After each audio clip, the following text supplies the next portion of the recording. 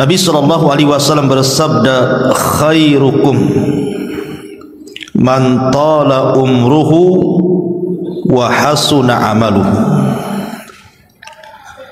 Sebaik-baik di antara kalian di sisi Allah Subhanahu wa taala adalah orang yang usianya dipanjangkan dan dia bisa memperbaiki amalnya. Hadis yang senada juga dikemukakan oleh Abi Hurairah radhiyallahu an, dia mendengar Nabi sallallahu alaihi wasallam bersabda, ala unabbiukum bi khiyarikum, maukah aku kabarkan kepada kalian manusia terbaik di antara kalian? Qalu, para sahabat mengatakan, bala ya Rasulullah, tentu wahai Rasul. Maka Nabi SAW mengatakan, khiyarukum atwalukum a'mara wa ahsanukum a'mala. Sebaik-baik orang di antara kalian di sisi Allah adalah orang yang panjang umurnya dan dia bisa memperbaiki amalnya. Inilah kelompok yang pertama. Orang yang paling baik kedudukannya di hadapan Allah Subhanahu wa taala adalah orang yang Allah panjangkan usianya. Tapi panjangnya usia dia gunakan untuk beramal saleh. Dahulu di zaman Nabi sallallahu alaihi wasallam ada seorang sahabat namanya Talha ibn Ubaidillah radhiyallahu anhu.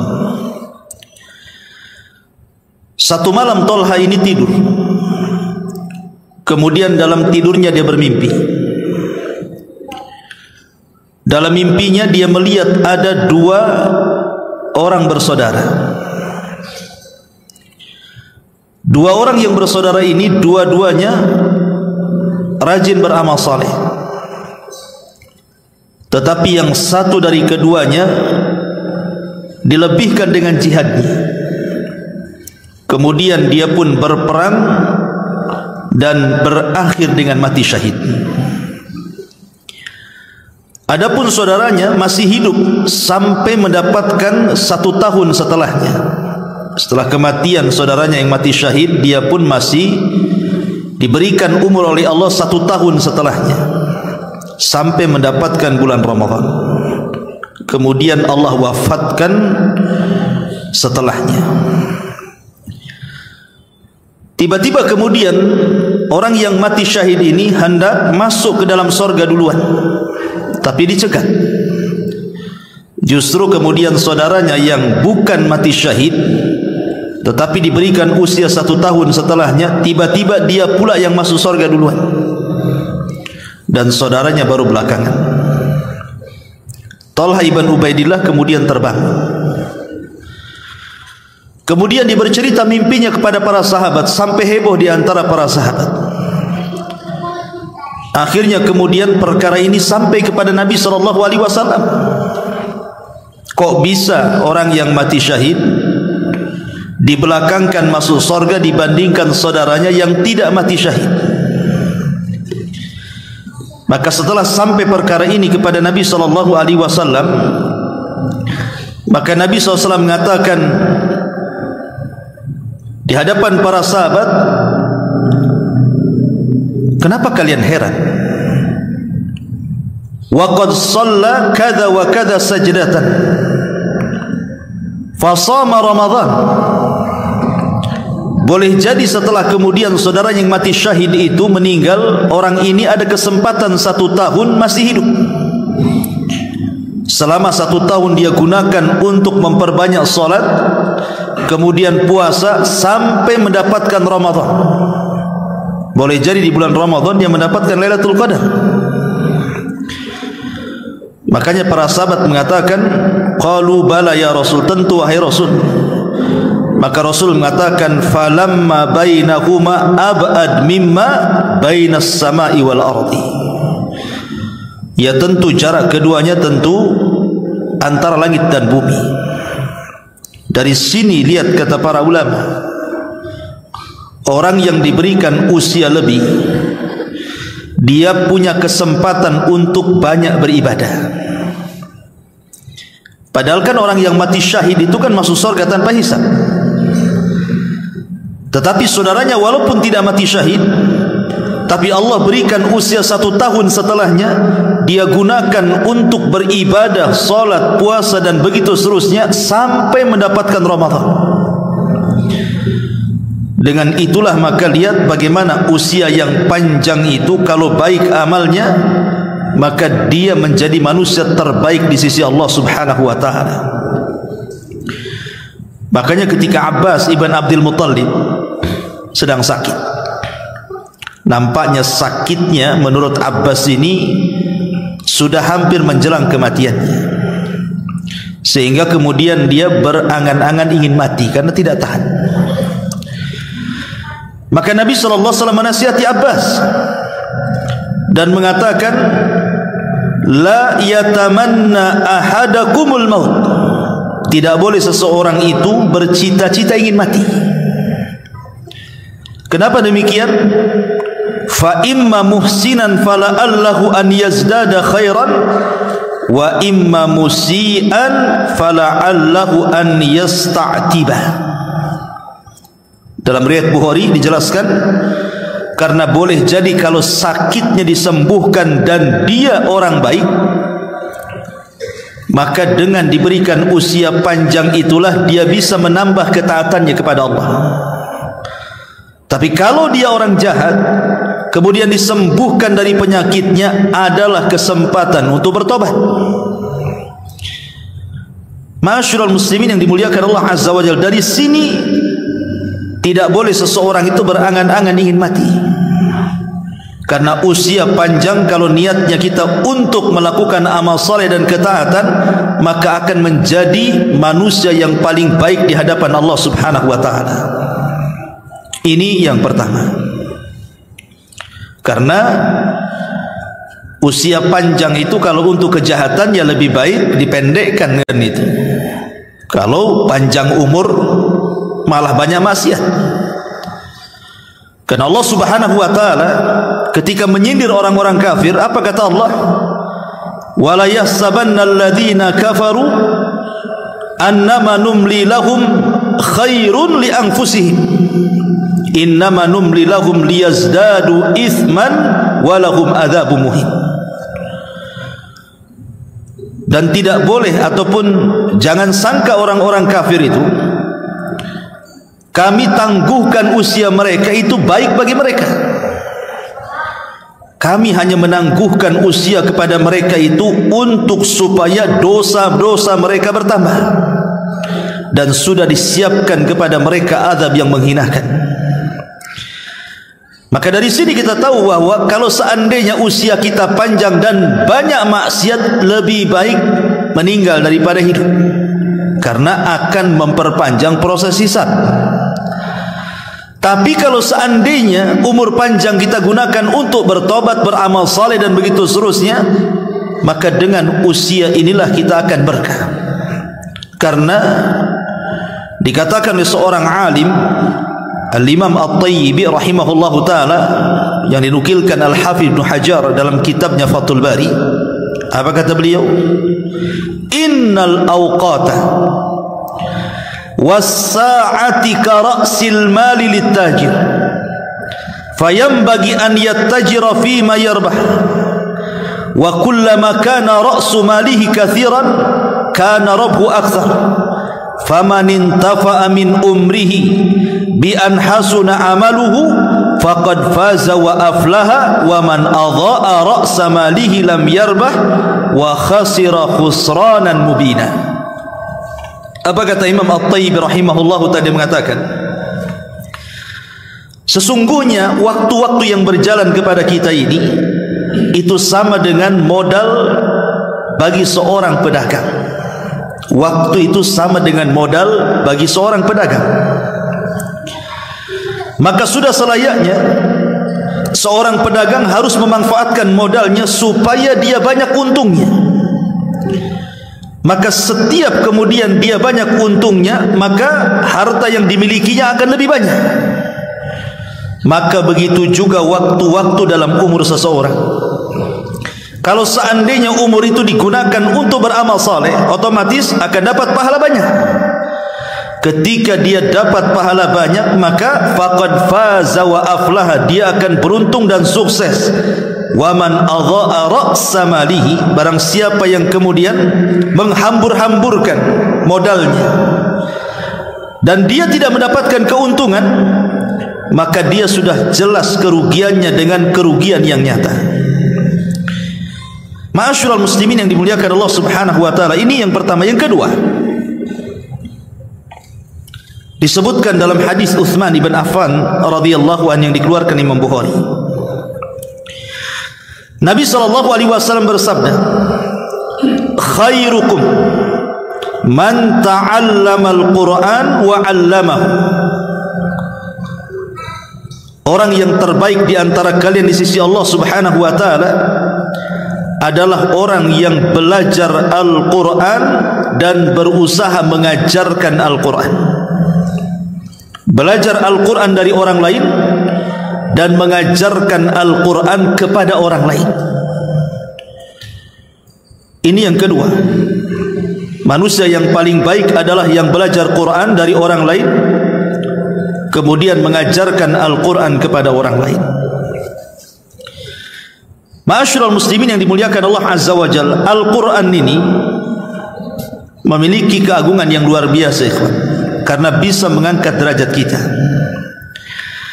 Makanya Nabi SAW sangat berhajat kepada kita supaya kita sering membaca Quran. Dalam sebuah hadis dari Abi Dzar Al-Ghifari radhiyallahu anhu dari Nabi SAW, jadi Abi Dzar ini minta dinasihati, kira-kira apa yang harus aku lakukan. Maka Nabi SAW mengatakan, alaika bitilawatil Quran fa innahu nurun laka fil ardi wa dukhrun laka fis sama. Saya anjurkan kepadamu hai Abu Dzar, kata Rasul, perbanyaklah baca Quran, karena Al-Quran itu akan menjadi cahayamu di bumi dan akan menjadi simpananmu di langit. Bahkan disebutkan dalam sebuah hadis dari Abdullah ibn Umar radhiyallahu anhu secara marfu kepada Nabi sallallahu alaihi wasallam yang dikeluarkan Imam Abi Dawud dan Tirmidzi, nanti di sorga orang-orang yang gemar membaca Al-Quran di dunia itu akan dikumpulkan. Kemudian dikatakan yuqalu li sahibil Quran, akan dikatakan kepada orang-orang yang cinta dengan Quran, iqra, baca, wartaq, naiklah. Allah akan berikan sayap di bahu-bahunya, kemudian disuruh terbang ke langit. Warattil, kemudian baca secara tartil, kama kunta turattil fid dunya, sebagaimana engkau tartilkan bacaanmu di dunia.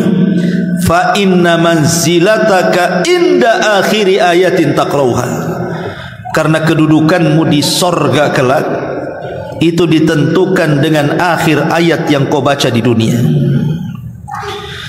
Dari sini kata para ulama, lihat bagaimana Allah Subhanahu wa taala mengangkat derajat para penghafal Quran, para pencinta Al-Quran, sehingga derajat mereka ditinggikan setinggi-tingginya oleh Allah Subhanahu wa taala di sorga. Makanya jangankan lagi cerita sorga, orang-orang yang suka membaca Al-Quran itu akan ditinggikan derajatnya di dunia, di kuburannya, dan di akhiratnya.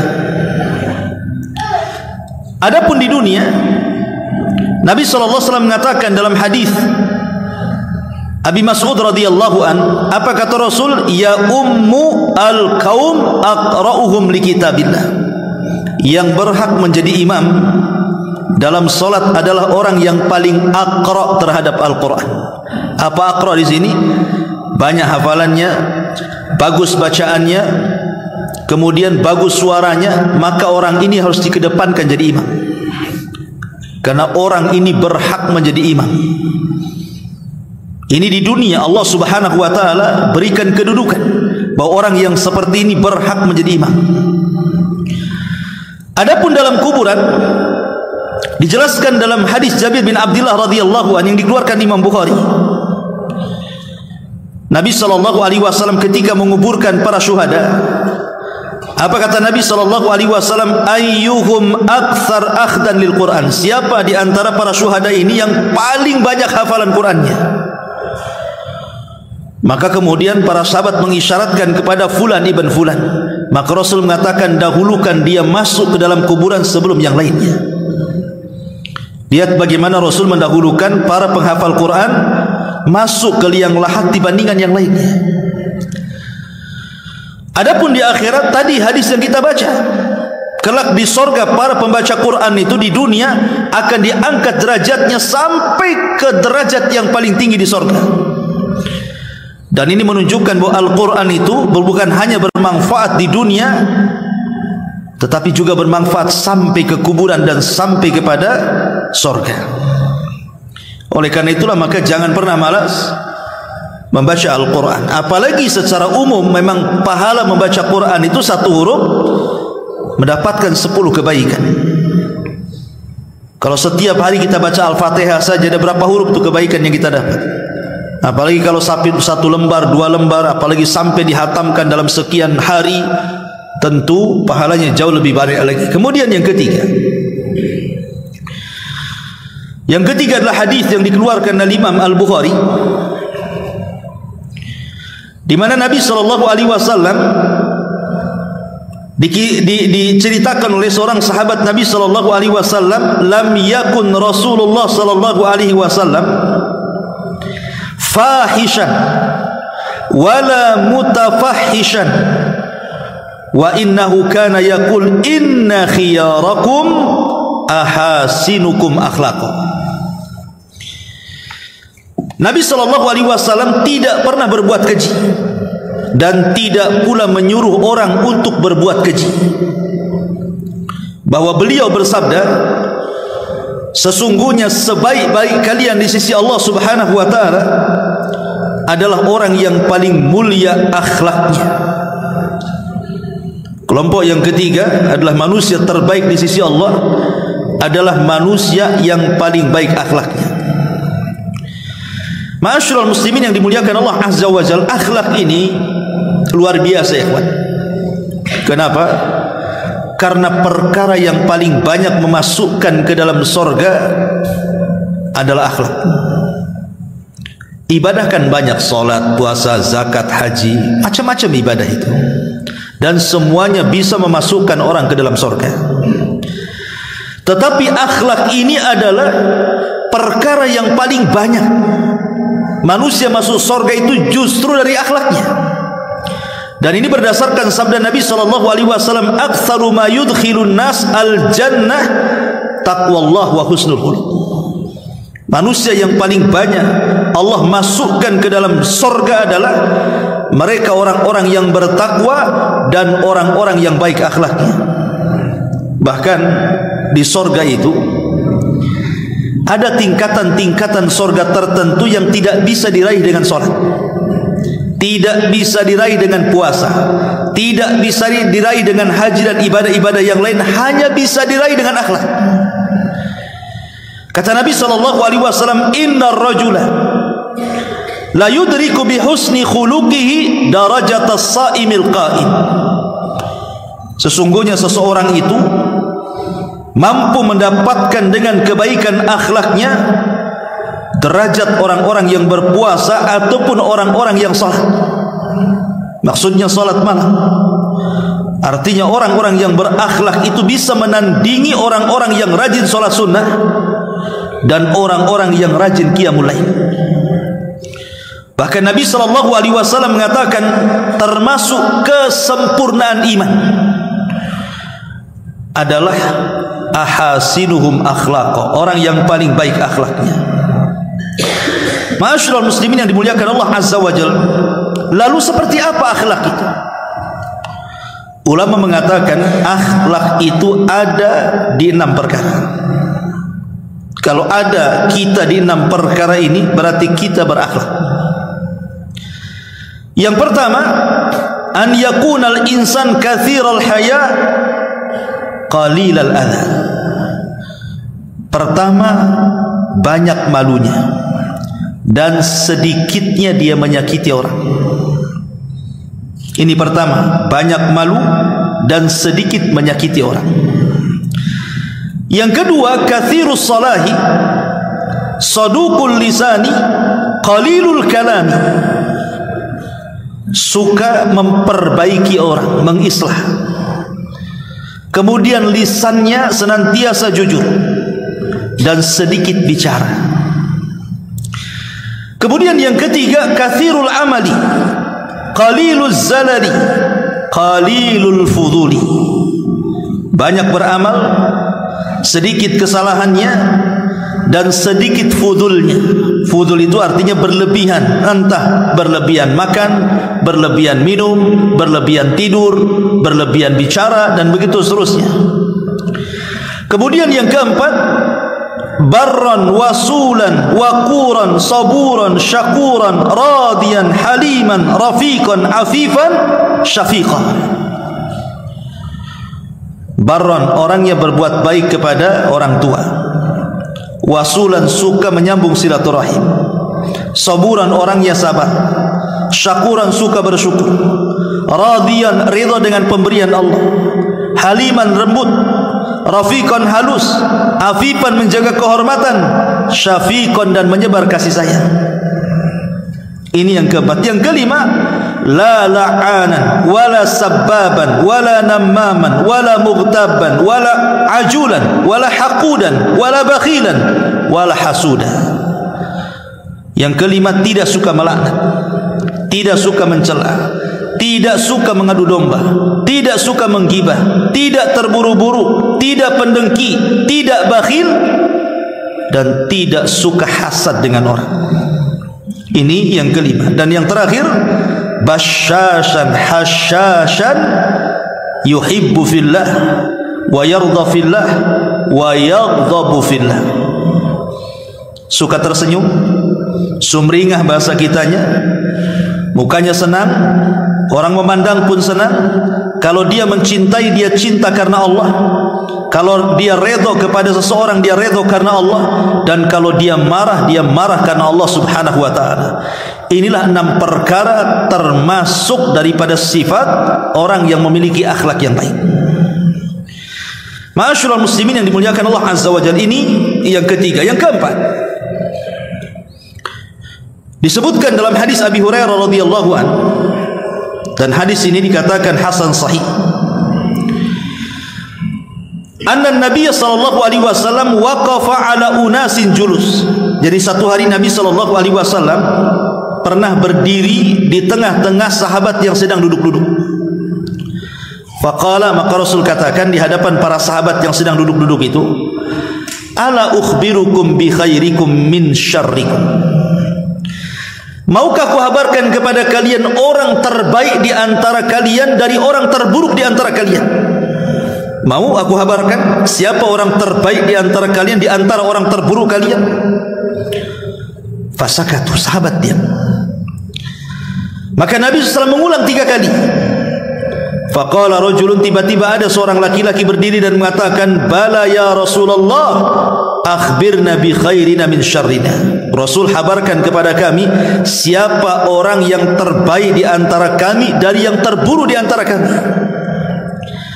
Maka Nabi SAW mengatakan, khairukum man yurja khairuhu wa yu'man syarruhu wa syarrukum man la yurja khairuhu wa la yu'man syarruhu. Kata Nabi SAW, sebaik-baik di antara kalian di sisi Allah subhanahu wa ta'ala tentunya adalah manusia yang senantiasa diharapkan kebaikannya dan manusia aman dari keburukannya. Dan orang yang terburuk di antara kalian adalah orang yang tidak diharapkan kebaikannya dan orang tidak pernah merasa aman dari keburukannya. Di zaman Nabi, ikhwan, ada seseorang dari kejauhan itu mengarah ke rumah Nabi. Ketika itu Nabi dengan Aisyah radhiyallahu anha berada di dalam rumah itu. Jadi Nabi SAW tiba-tiba mengatakan kepada Aisyah, bi'sa ibnul ashirah, wa fi riwayatin bi'sa akhul ashirah. Kata Rasul, ya Aisyah, itu orang tuh yang mau kesini tuh, itu manusia yang paling buruk yang pernah aku lihat, katanya. Kata Rasul, itu manusia yang akan datang kemari itu adalah manusia yang paling jelek, yang paling buruk.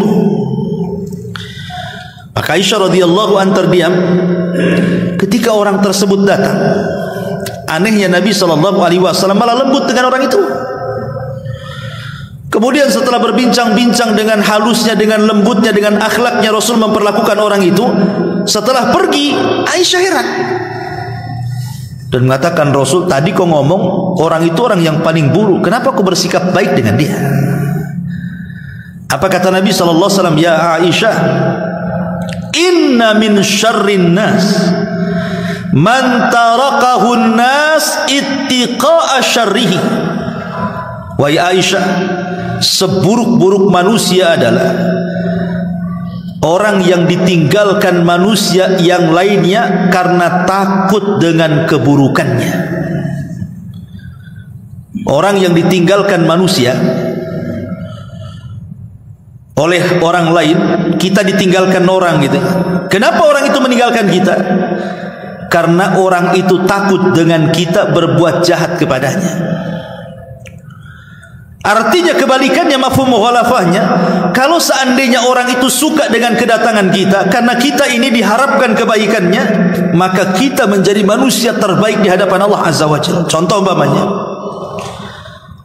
kita ini sering bantu orang, entah dengan tenaga kita, dengan waktu kita, dengan uang kita, dengan sedekah kita, dan begitu seterusnya. Secara otomatis orang-orang yang dibantu itu mereka mengharap kedatangan kita. Ketika mereka susah, mereka selalu mengharap dalam otaknya, kapanlah dia datang bantu saya. Kalau saya ngomong kayaknya segan sudah banyak bantu. Maka orang yang diharapkan kebaikannya orang lain yang seperti ini adalah, kata Rasul, khairukum, kalian sebaik-baik manusia di hadapan Allah Subhanahu wa ta'ala. Karena sebaliknya, kata Nabi, orang yang paling buruk adalah orang yang manusia ditinggalkan orang lain karena takut keburukannya. Lalu kenapa Nabi SAW berbuat baik kepada orang yang dikatakan dia orang paling buruk di hadapan Aisyah? Karena Rasul SAW berbuat baik itu supaya dia jangan berbuat jahat. Makanya kita berbuat baik sama dia. Sebab orang jahat kalau dijahati makin jahat kan. Tapi orang jahat kalau kita baikin, mudah-mudahan kejahatannya tidak sampai kepada kita. Itu maksudnya, tujuan Nabi SAW bermuamalah baik dengan orang yang jahat yang dikatakan Rasul kepada Ummul Mukminin Aisyah radhiyallahu anha. Satu hari Abi Dzar Al-Ghifari datang kepada Nabi SAW.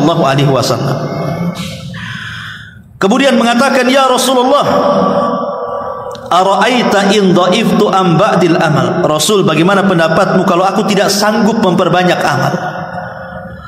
Bagaimana pendapatmu kalau aku ini tidak sanggup banyak-banyak melakukan amalan?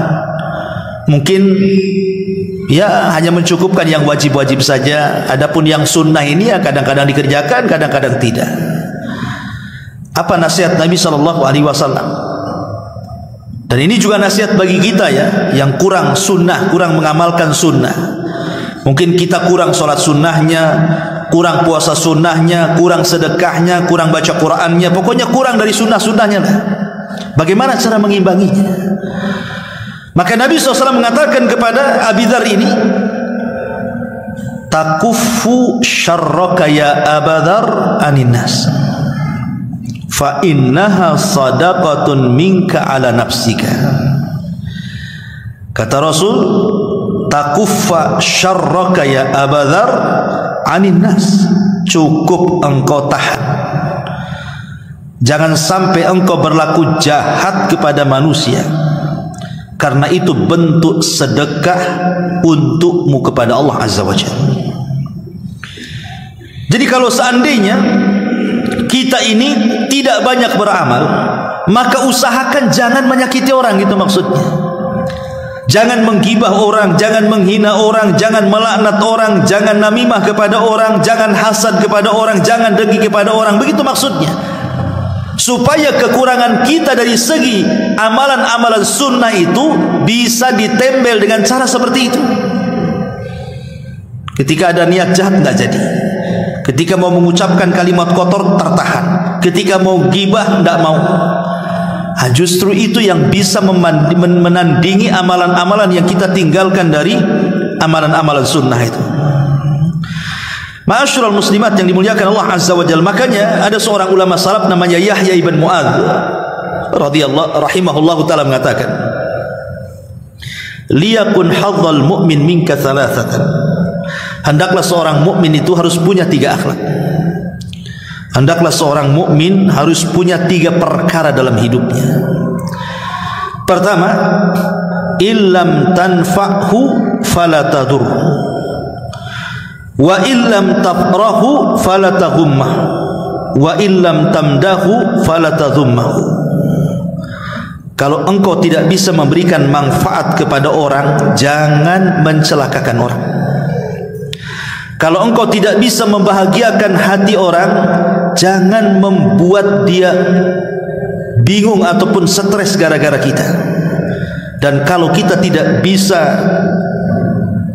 memuji orang, jangan pula kita mencela orang. Apa kata Yahya bin Mu'adz? Kalau engkau tidak bisa memberi manfaat kepada orang, jangan menyakiti. Kalau engkau tidak bisa membahagiakan, jangan buat sedih.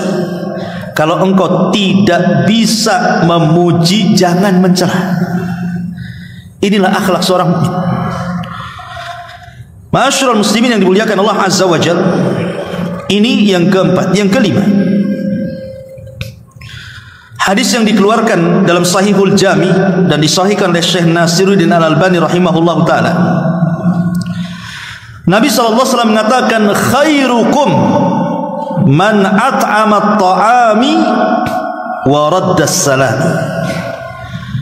Orang yang paling baik di antara kalian di sisi Allah adalah orang yang suka memberi makan kepada orang lain dan suka menjawab salam dari salamnya orang lain. Anas bin Malik radhiyallahu anhu menceritakan ada seorang laki-laki datang kepada Rasul. Rasul, alimni amalan yudkhilanil jannah. Bisa enggak kau ajarkan satu amalan atau amalan-amalan apalah terserah yang dengan amalan itu Allah masukkan aku ke surga. Maka Nabi SAW mengatakan, at'imi ta'am.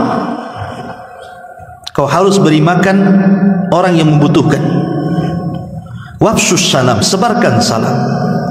Wa'ati bil kalam, perbaiki santunkan ucapan. Wa sholli bil laili wan nasu niyam, salatlah di malam hari ketika manusia tertidur. Kata Rasul, tadkhulul jannata bis salam, maka engkau akan masuk surga dengan selamat. Dan 4 poin ini adalah 4 poin yang pertama kali dikhutbahkan Rasul saat hijrah dari Makkah ke Madinah. Dan Nabi SAW ketika pertama kali khutbah di Kuba, 4 poin inilah yang dikhutbahkan Rasul SAW. Wahai manusia, berikan makan kepada orang-orang yang membutuhkan.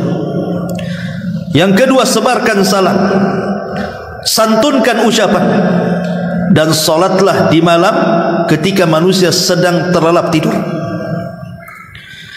Ketika Abdullah ibn Salam, seorang tokoh Yahudi, mendengar tuh khutbahnya Nabi SAW, langsung masuk Islam dia. Tokohnya Yahudi itu Abdullah ibn Salam itu ma'ruf. Ketika mendengar khutbahnya yang luar biasa, padahal cuma 4 kata ini saja, masuk ke lubuk hati Abdullah ibn Salam, datang kepada Rasul, padahal dia pendetanya Yahudi itu. Tiba-tiba dia mengatakan, asyhadu an la ilaha illallah wa asyhadu annaka Rasulullah. Kenapa Nabi SAW bicara seperti itu? Coba dalam mukadimah khutbahnya ketika hijrah dari Makkah, beliau meriwayatkan dari Abdullah ibn Umar radhiyallahu an, Nabi SAW bersabda, salasun muhlikat wa salasun munjiyat wa salasun kaffarat wa salasun darajat. 3 perkara bisa menghancurkan kalian. 3 perkara bisa menyelamatkan kalian. 3 perkara bisa menghapuskan dosa kalian. 3 perkara bisa mengangkat derajat kalian. Adapun 3 perkara yang menghancurkan, fasyukhun muta' wa hawan muttaba' wa ijabul mar'i binafsi. Kebakhilan yang diikuti, hawa nafsu yang dituruti, dan i'jab, kesombongan yang ada pada diri seseorang. Adapun 3 yang bisa menyelamatkan, fal adlu fil ghadabi war ridha wal qasdu fil faqri wal ghina wa khasyatullah fi sirri wal alaniyah. Adapun 3 perkara yang bisa menyelamatkan, adil saat marah, berbuat adil saat marah. Karena biasanya orang yang marah itu tidak adil. Biasanya kalau orang lagi marah, emosi, tidak akan berbuat adil dia. Tapi kalau dia ingin selamat, adillah saat Anda sedang marah. Yang kedua, sederhanalah, baik Anda fakir ataupun kaya. Dan yang ketiga, takutlah kepada Allah, baik di waktu sendirian ataupun terang-terangan. Adapun 3 perkara yang bisa menggugurkan dosa, intidharus salah ba'da salah, menunggu salat setelah salat. Wa isbagil wudu, yang kedua menyempurnakan wudu. Dan yang ketiga, naqlul aqdam ilal jamaat, berusaha melangkahkan kaki menuju masjid untuk melaksanakan salat jamaah. Adapun yang ketiga yang bisa, yang keempat yang bisa, 3 perkara yang bisa mengangkat derajat, di sini syahidnya. Pertama, it'amut ta'am, memberi makan. Yang kedua, ifsa'us salam, menyebar salam. Dan yang ketiga, wassalatu bil laili wan nasu niyam, salat malam ketika manusia sedang tertidur. Maka di antara yang mengangkat derajat kita adalah memberi makan dan menyebarkan salam. Taib, ini yang kelima. Yang keenam, disebutkan juga di dalam kitab Sahihul Jami dan disahihkan oleh Syekh Albani rahimahullahu taala, Nabi SAW bersabda, khairun nasi dzul qalbil mahmum walisan as-sadiq. Qalu saduqul lisan na'rifuhu ya Rasulullah, fama mahmumul qalbi? Qala huwa an-naqiyyu taqiyyu la ithma alayhi wala baghya wala ghilla wala hasad. Kata Nabi SAW, sebaik-baik manusia di sisi Allah adalah mereka orang-orang yang memiliki hati yang mahmum dan lisan yang jujur. Sahabat bertanya, Rasul, kalau lisan jujur kami tahu, hati yang mahmum itu apa? Jadi kalau lisan yang jujur, kata sahabat, kami sudah tahulah itu definisinya lah. Hati yang mahmum itu seperti apa?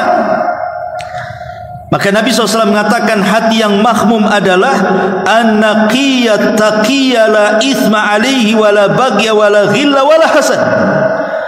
Orang yang memiliki hati yang sangat bersih dan bertakwa kepada Allah, tidak ada dosa, tidak berbuat zalim, tidak ada kebencian, dan tidak ada hasad. Maka orang yang seperti ini adalah sebaik-baik manusia di sisi Allah Subhanahu wa taala.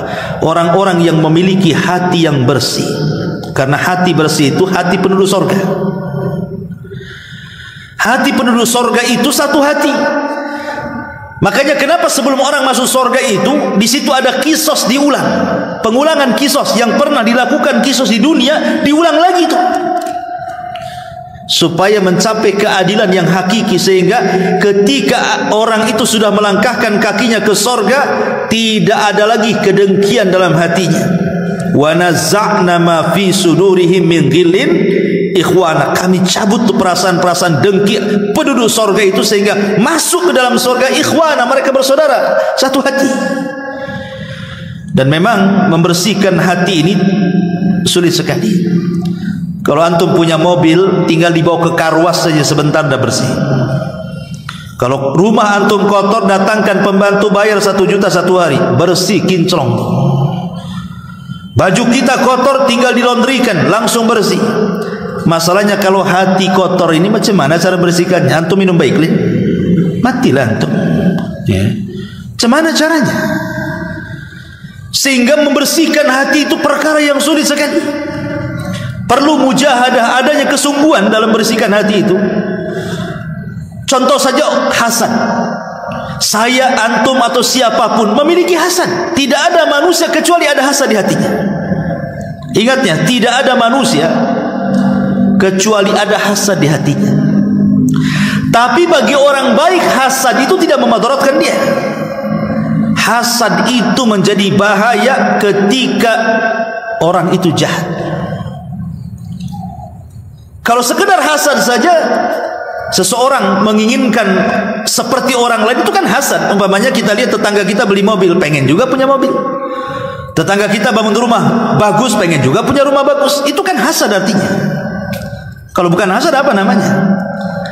Tetapi kalau hasad ini dimiliki orang baik, tidak ada masalah, karena hanya keinginan saja. Tapi kalau hasad ini dimainkan orang jahat, mulai bercita-cita tamanni zawalin ni'mah, berangan-angan nikmat orang lain hilang, apalagi lebih buruk daripada itu supaya berpindah kepada dia, itu yang jadi masalah. Makanya orang hasad itu hatinya sakit, ya kawan. Di zaman Khalifah Mu'tasim, ada Arab Badui. Dia pandai bersyair. Jadi Arab Badui ini disukai sama Khalifah. Jadi kadang-kadang diundang tuh, datangkanlah si Arab Badui itu ke istana katanya, biar dia bersyair di hadapanku, aku suka bahasanya. Jadi selalu datang Arab Badui itu menghibur Khalifah. Rupanya apabila sang Badui ini menghibur Khalifah dengan syair-syair Baduinya itu, adalah satu menteri tidak suka. Kata satu menteri, loh, aku loh berpuluh-puluh tahun mengabdi kepada raja, tidak pernah aku duduk di samping dia tuh. Ini si Badui pula katanya, tidak punya kedudukan dari desa, kok dia bisa akrab pula dengan Khalifah. Mulai hasad dia, hasad hatinya. Akhirnya dia merencanakan sesuatu. Dengan cara apa? Jadi satu hari raja ini meminta kepada sang menteri ini untuk memanggil Arab Badui menghibur Khalifah. Di sini ada kesempatan membuat makan. Dengan cara apa? Diajak makan ke rumahnya, ke rumah sang menteri itu. Kemudian dikasih makan makanan banyak sekali, tapi semua makanannya itu berbau. Jadi menyisakan bau di mulutnya. Mungkin kalau sekarang ini makan pete, makan jengkol, makan apa yang kalau ngomong itu, habis makan itu keluar baunya. Karena tahu dia akan menghadap Khalifah, dibuat bau mulutnya. Lah sebelum Arab Badui ini datang kepada Khalifah, si menteri ini sudah duluan datang kepada Khalifah dan mengatakan, ya Khalifah, ada kabar yang tidak enak bagimu tentang Arab Badui itu. Kata Khalifah, ada apa? Dia kan orang baik, suka menghibur aku. Iya, tapi tahu nggak wahai Khalifah Mu'tasim, si Arab Badui itu memfitnah kamu di luar sana, bau mulutmu bau katanya. Jadi menuduh Khalifah mulutnya bau. Dan itu sudah tersebar di fitnah, kau sama si Badui itu. Badui ngomong kemana-mana, mulut Khalifah bau katanya. Marahlah Khalifah nih. Kalau gitu datangkan si Badui itu. Datang si Badui. Karena si Badui kan habis makan gak enak kan. Kalau dia ngomong sama Khalifah kan takut bau. Jadi dia nutuplah, ngomong sambil nutup mulut. Ini kata Khalifah, oh betul. Kenapa dia nutup mulut? Berarti betul kata sang menteri, karena dia takut bau mulutku sampai kepadanya. Tuh lihat hasadnya kan. Di sini hasadnya. Akhirnya marah Khalifah. Kenapa? Khalifah tidak tahu maksudnya nutup mulut kan. Dikiranya betul kata si menteri bahwa si Badui ini ngomong mulut Khalifah bau, makanya dia kalau ngomong begini. Akhirnya Khalifah diam-diam memanggil seseorang untuk mengambil kertas dan pena. Diambilnya kertas dan pena itu, kemudian ditulis. Sesampainya surat ini, penggal kepala si Badui ini katanya. Itu isi suratnya. Si menteri dari kejauhan melihat khalifah memberikan kertas kepada si Badui karena sudah hasad. Apa ini, saya sudah bilang si Badui ini fitnah khalifah, kok sekarang dia dapat hadiah pula dari khalifah ini.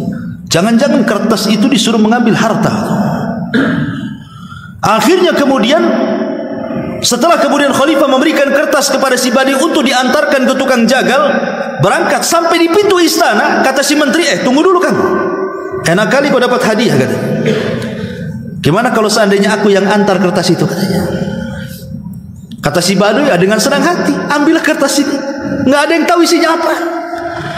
Tahu-tahu dibawalah sama si menteri ke tukang jagal, dia pula yang dipenggal lehernya. Sang khalifah bingung, yang disuruh dipenggal si Badui, kenapa pula si menteri yang dipenggal? Jadi dipanggillah si Badui itu, suruh cerita, kenapa kau kasih kertas itu kepada si menteri? Maka si Badui cerita mulai dari awal, dia datang dijamu, kemudian nggak enak bau, makanya saya ngomong gini kan. Akhirnya khalifah baru tahu kelicikan sang menteri. Apa kata dia? Dia mengatakan, alangkah adilnya hasad itu, katanya. Alangkah adilnya hasad itu. Hasad itu sudah berbuat adil, katanya. Makanya ada istilah halakal hasid qoblal masud. Terkadang orang yang hasad itu lebih hancur dibandingkan orang yang dihasadi, kan? Walaupun tak jarang orang yang dihasadi bisa hancur gara-gara hasad. Karena hasad ini bagian daripada sihir masalahnya. Lahir padanya penyakit ain. Makanya kita disuruh berlindung kepada hasad seperti berlindungnya kita kepada setan. Min syarri hasidin idza hasad. Itu contoh penyakit hati. Maka orang yang terbaik adalah orang yang hatinya bersih, bukan hanya dari hasad, dari semua penyakit hati. Kata Rasul, itulah sebaik-baik manusia di sisi Allah Subhanahu wa taala. Ini yang ke-6, yang ke-7. Disebutkan juga dalam Sahih Adabil Mufrad. Adabil Mufrad adalah karya Imam Bukhari selain daripada Sahih, kitab As-Sahih, Adabil Mufrad. Nabi SAW bersabda, khairul ashabi indallahi khairukum li sahibihi. Sebab kalau kita mencintai seutuhnya, sekali ada masalah, sakitnya itu dalam kali. Sebagaimana kita benci seutuhnya, mau berkawan itu sulit sekali. Makanya cintai sekedarnya, benci sekedarnya. Karena terkadang orang yang dicintai bisa benci, terkadang orang yang dibenci pula bisa kita cintai. Begitulah sederhana dalam bersikap itu maksudnya. Makanya kalau kita lihat para sahabat Nabi SAW yang tadinya hendak membunuh Rasul, tiba-tiba menjadi sahabat Rasul. Contoh Zubair ibn Mut'im radhiyallahu anhu. Itu sudah bermaksud membunuh Nabi dari Mekah itu, dia sudah titipkan keluarganya. Kemudian dia bawa pedang dari Mekah berjalan ke Madinah. Sampai di kota Madinah pas waktu maghrib, itu kesempatan membunuh Nabi karena Rasul sedang sholat maghrib dan masjidnya gelap dan orang sholat tidak bersenjata, apalagi di kota Madinah, dan tidak ada yang curiga dengan dia. Ketika dia menyelinap di samping masjid dan sudah ada kesempatan menghunus pedang menyerang Rasul, tiba-tiba Nabi SAW di sholat maghrib itu membaca surah Toha sampai kepada ayat am khuliqu min ghairi syai'in am humul khaliqun am khalaqus samawati wal ardi bal la yuqinun. Apa kata Jabir? Hatta kada qalbi an yatir, hampir-hampir hatiku terbang mendengar ayat itu. Setelah itu dia sarungkan pedangnya menunggu Rasul selesai sholat maghrib. Setelah sholat maghrib dia datang kepada Rasul dan mengatakan asyhadu an la ilaha illallah wa asyhadu annaka Rasulullah. Ya Muhammad, dulu tidak ada manusia yang paling ku benci kecuali kamu, sekarang tidak ada manusia yang paling aku cintai kecuali kamu.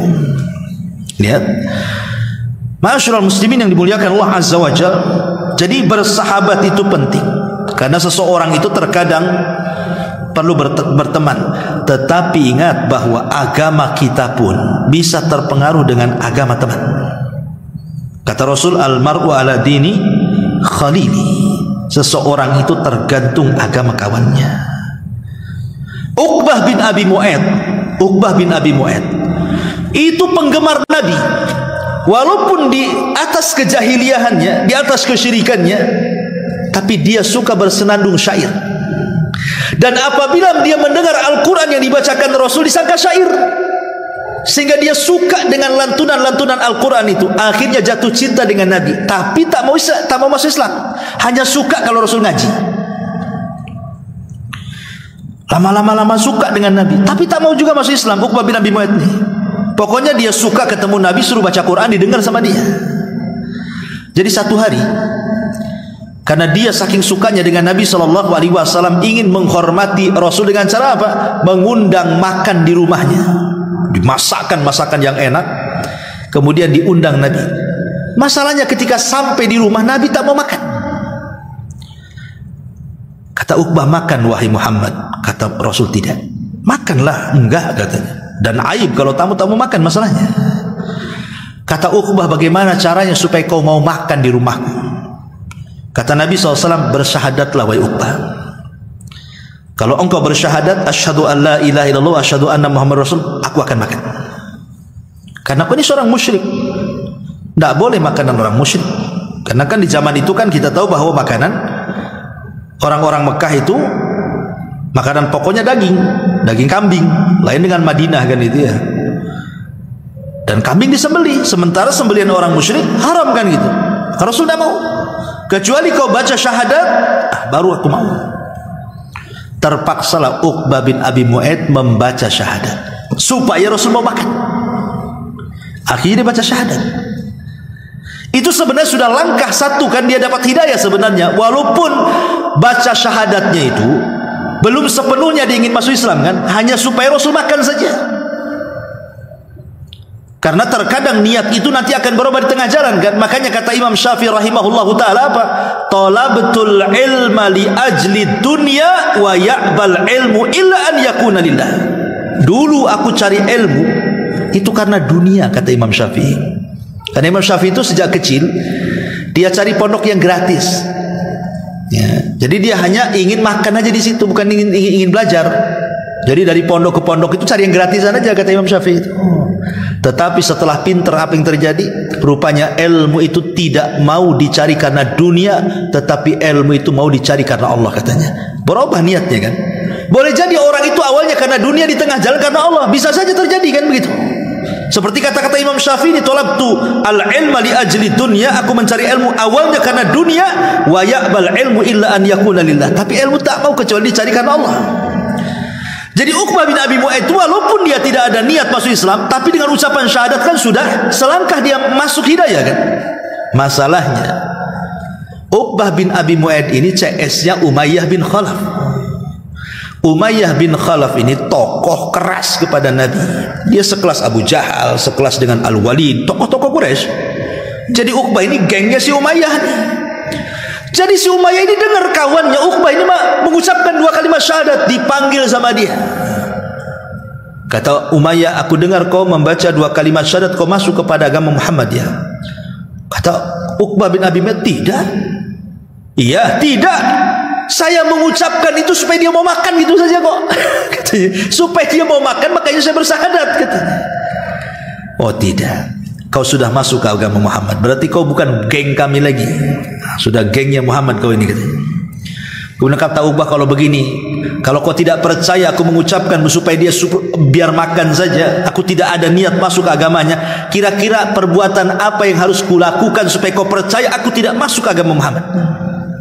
Kata Umayyah, baik, buktikan kepadaku kau harus menghina Muhammad di tengah manusia. Akhirnya satu hari Abu Jahal ini sesumbar di hadapan para pemuda Quraisy. Di situ ada Uqbah.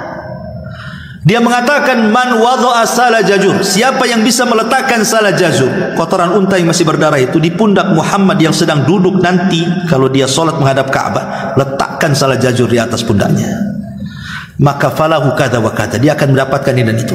Wow, kesempatan Uqbah ini membuktikan kepada siapa? Umayyah. Dicarinya sala jazur itu, kotoran unta yang masih berdarah itu. Setelah dapat, betul-betul Rasul datang kemudian sholat depan Ka'bah. Disitulah kesempatan dia menghina Rasul untuk membuktikan kesetia kawanannya dengan Umayyah bin khalaf. Na'udzubillah. Bayangkan, kadang-kadang kawan ini as-sahibus sahib, kata orang Arab itu, kawan itu bisa nyeret ya. Makanya hati-hati ya. Maka orang yang terbaik di sini yang nomor 7 adalah orang yang paling baik kepada temannya. Tentu teman yang baik yang bisa bermanfaat untuk kita ataupun berbuat baik kepada tetangganya. Kemudian yang nomor 8, sebuah hadis yang dikeluarkan Imam Bukhari pada nomor hadis ke-2305, Nabi SAW bersabda, khairukum ahsanukum qadha'an. Sebaik-baik kalian adalah orang yang paling baik dalam mengembalikan amanah, entah hutang atau yang lainnya. Di zaman Nabi SAW ada seorang Arab Badui. Arab Badui ini pernah dipinjam untanya oleh Nabi SAW. Ketika sudah hampir sampai kepada waktunya, Rasul harus mengembalikan kan gitu. Maka tiba-tiba dia datang kepada Nabi SAW dengan tidak sopannya berteriak-teriak, ya Badui, mana ada akhlak. Tiba-tiba dia berteriak dan mengatakan, ya Muhammad, kembalikan janjimu kepadaku. Kembalikan janjimu kepadaku. Tapi Nabi SAW walaupun orang Badui itu kasar gitu ya, tidak ada sopan santunnya, Nabi SAW hanya bisa senyum. Tapi yang marah para sahabat, karena melihat kurang adabnya orang ini menghadap Nabi. Tapi Nabi SAW mengatakan kepada para sahabat, da'uhu fa inna li sahibil haqqi maqala. Apa kata Nabi SAW? Biarkan dia, karena bagi orang yang benar ucapannya wajib dipenuhi janjinya. Kemudian kata Nabi SAW, a'tuhu sinnan mithla sinnihi. Kata Rasul, berikan seekor anak unta sebagaimana dulu aku mengambil anak unta dia. Sahabat mengatakan, ya Rasul, tidak ada anak unta, yang ada unta besar. Kata Rasul, a'tuhu, tetap kasihkan dia. Kemudian Rasul mengatakan, fa inna min khiyarikum ahsanukum qadha'a. Karena orang yang paling baik di antara kalian di sisi Allah adalah yang terbaik di antara kalian ketika menunaikan janjinya. Jadi kalau seandainya saya berhutang sama antum, pamannya bulan depan janji, kemudian antum nagih saya, mana Ustaz? Antum kan sudah hutang sama saya, kapan mau bayar? Padahal belum sampai waktunya nih. Entah mungkin seminggu lagi, mungkin karena antum butuh lah istilahnya kan, terpaksa mau mengambil duluan, maka saya kasih lebih. Itu maksudnya ya. Pamannya hutang 1 juta, saya kasih 1.200.000. Tidak ada masalah. Justru ini manusia yang paling baik. Tapi jangan ada akad di awal, karena itu jadi riba masalahnya. Kalau akad di awal jadi riba. Dan orang yang meminjamkan uang itu bukan orang yang masyhur suka rentenir, tidak. Ya, maka melebihkan sesuatu supaya dia senang dan tanda terima kasih kepada dia tidak ada masalah. Dan itu masuk dalam hadis Nabi SAW di sini. Makanya Nabi SAW sangat memuji dalam hadisnya, rahimallahu rajulan samhan idza ishtara wa samhan idza ba'a wa samhan idza ishtara wa samhan idza qada wa samhan idza qada. Semoga Allah merahmati orang yang mudah dalam menjual, mudah dalam membeli, mudah dalam menghutang, dan mudah saat membayar hutang. Karena biasanya orang kalau pinjam uang itu mudah, bayarnya ini yang sulit. Paling sulit kalau nagih hutang tuh. Kalau lagi pinjam uang aja manis sekali mulutnya. Ketika ditagih pahit kali tulisannya. Kan begitu. Kadang-kadang lebih galak pula dia daripada orang yang hutang. Orang kan begitu umumnya kan. Itulah syaitan sebenarnya. Syaitan sudah bersarang sehingga dia tidak ada amanah lagi. Pada Rasul mengatakan apa? Sebaik-baik kalian adalah orang yang amanah dengan janjinya. Ini yang ke-8. Yang ke-9, Nabi SAW bersabda, khairukum khairukum li ahli wa ana khairun li ahli. Sebaik-baik kalian di sisi Allah, sebaik-baik kalian di sisi Allah adalah orang yang terbaik untuk keluarganya. Dan saya adalah manusia yang paling baik kepada keluarga saya, kata Nabi. Maka yang kesembilan adalah orang yang terbaik di sisi Allah adalah orang yang bisa memposisikan diri kepada keluarganya dan dia memperbaiki keluarganya. Ku anfusakum wa ahlikum nar. Maka dijelaskan dalam sebuah hadis, ma dharaban nabiyyu sallallahu alaihi wasallam imra'atan lahu qat wala jalada khadiman lahu qat. Rasul tidak pernah memukul satu wanita pun. Rasul tidak pernah memukul satu pembantu pun. Kemudian ketika Muawiyah ibn Haidah radhiyallahu an bertanya, ya, tentang apa hak kepada seorang istri, maka Rasul mengatakan, la tadribil wajha, jangan kau pukul wajahnya, wala takbah, dan jangan kau jelek-jelekan dia, wala tajhur, dan jangan kau menghajar dia, illa fil baiti, kecuali dalam rumah. Karena kebanyakan laki-laki, kawan, kalau tak ada iman, atau terkadang yang sudah ngaji juga, mungkin ngajinya baru atau gimana kan, terkadang dia bisa mukul keluarganya, dan sasaran pukul mesti wajah kan, begitu ya. Padahal Allah Subhanahu wa taala ketika menciptakan Adam itu, Allah bentuk Adam itu ala suratihi, wajahnya seperti bentuk yang sangat indah sekali. Makanya kenapa kemudian kita tidak boleh memukul wajah? Karena memukul wajah itu sama dengan menyakiti sang penciptanya Allah Subhanahu wa taala. Rasul itu hanya membolehkan memukul itu selain wajah, itu pun pukulan kepada keluarga itu dzarban ghairu mubarrih, kan begitu. Pukulan yang tidak berbekas, dan itu pun sudah las, artinya sudah tidak bisa lagi kita bersama, bahasanya kan begitu. Karena pukulan itu sudah terakhir kan. Apa kata Allah Subhanahu wa taala? Apabila engkau takut istrimu itu melakukan nusuz, nusuz itu ya selingkuh atau yang semacamnya. Yang pertama, fa'idhuhunna, nasihati dulu. Kalau tidak bisa, fahjuruhunna fil madaji, baru kemudian pisah ranjang. Yang ketiga, fadribuhun, jadi yang terakhir memukul itu. Makanya kenapa kemudian seseorang itu harus adil dalam keluarga kan? Apa kata Nabi SAW? La yafruqu mu'minun mu'minatan in kariha khuluqan radiyal akhar, kata Rasul. Tidak boleh seorang suami mencela istri atau sebaliknya. Kalau tidak suka dengan akhlaknya, maka lihat kebaikannya. Sebelum kita ini ngomong kasar, mukul atau apa, lihat kebaikannya. Kebaikan istri itu lebih banyak ataukah lebih sedikit kan itu? Atau sebelum istri ngomong kasar sama suaminya, lihat kebaikan suaminya lebih banyak ataukah lebih sedikit, supaya bersikap adil di situ maksudnya. Ini yang nomor 9. Dan yang terakhir, hadis yang dikeluarkan Imam At-Tabrani, al-mu'minu ya'laf wa yu'laf wa la khaira fi man la ya'laf wa la yu'laf wa khairun nas anfa'uhum linnas. Orang yang beriman adalah orang yang ramah dan diperlakukan dengan ramah. Tidak ada kebaikan bagi seseorang yang tidak berbuat ramah, dan tidak pula pada seseorang yang tidak diperlakukan dengan ramah. Kemudian kata Rasulullah, sebaik-baik kalian di sisi Allah adalah orang yang paling bermanfaat bagi manusia yang lainnya. Kehadiran kita di tengah-tengah masyarakat itu kalau bisa bermanfaat untuk mereka. Ada kerja bakti, ikut gitu. Tetangga sakit, bantu. Tetangga butuh bantuan, bantu.